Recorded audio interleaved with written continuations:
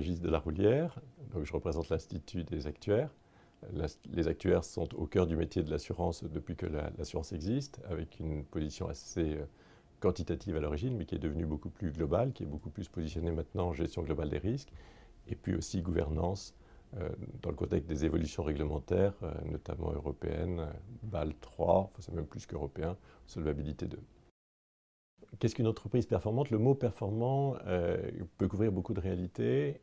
En France, on a beaucoup tendance à se dire que la performance est dans l'efficacité.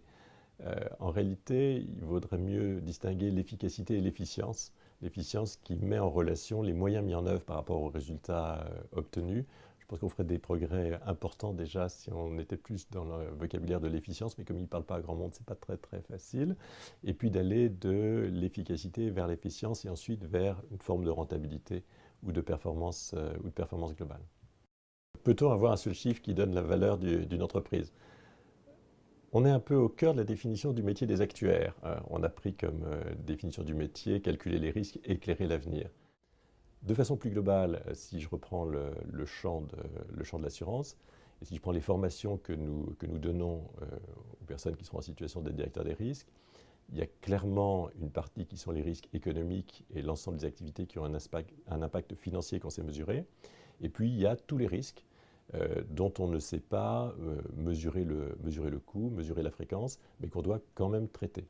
Il y a clairement une évolution aujourd'hui qui est de quantifier le plus possible. Et les évolutions réglementaires vont dans ce sens, puisqu'on passe d'une analyse instantanée du risque avec le bilan au 31 décembre à une analyse prospective, essayant de tout mesurer, y compris les risques non quantitatifs. Donc on est dans ce mouvement-là, et il conduit à s'intéresser aux valeurs de marché au moins autant qu'aux valeurs historiques.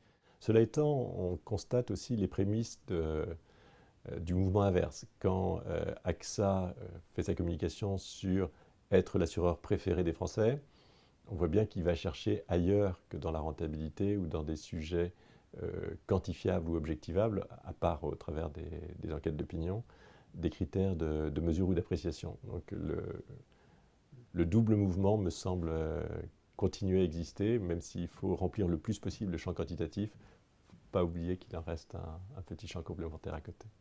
Comment mesurer la performance?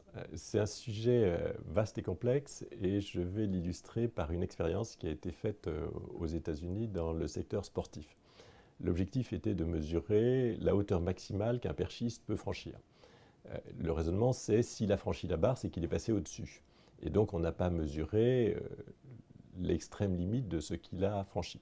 Et donc les chercheurs américains ont inventé un sautoir dans lequel il n'y avait pas de barre, mais des faisceaux électroniques extrêmement rapprochés. Et donc le perchiste sautait un mur de rayons pour qu'on puisse aller au plus près de ce qu'il pouvait sauter. Et ils ont fait sauter sur ce sautoir les plus grands sauteurs du monde. Et l'enseignement de la recherche, c'est qu'ils étaient tous significativement en dessous de leur performance. Ce qui les a amenés à une conclusion inattendue, c'est si on ne voit pas l'objectif et qu'il n'est pas bien matérialisé, on ne l'atteint pas. Donc la définition de l'objectif et la mesure de la performance est un élément majeur. Il ne suffit pas de faire au mieux. Il faut pouvoir objectiver, comparer, afficher. Donc il y a un intérêt énorme à pouvoir mettre un indicateur quantitatif. Est-ce que l'indicateur peut être uniquement financier? Ça serait très souhaitable. Ça serait vraiment très souhaitable.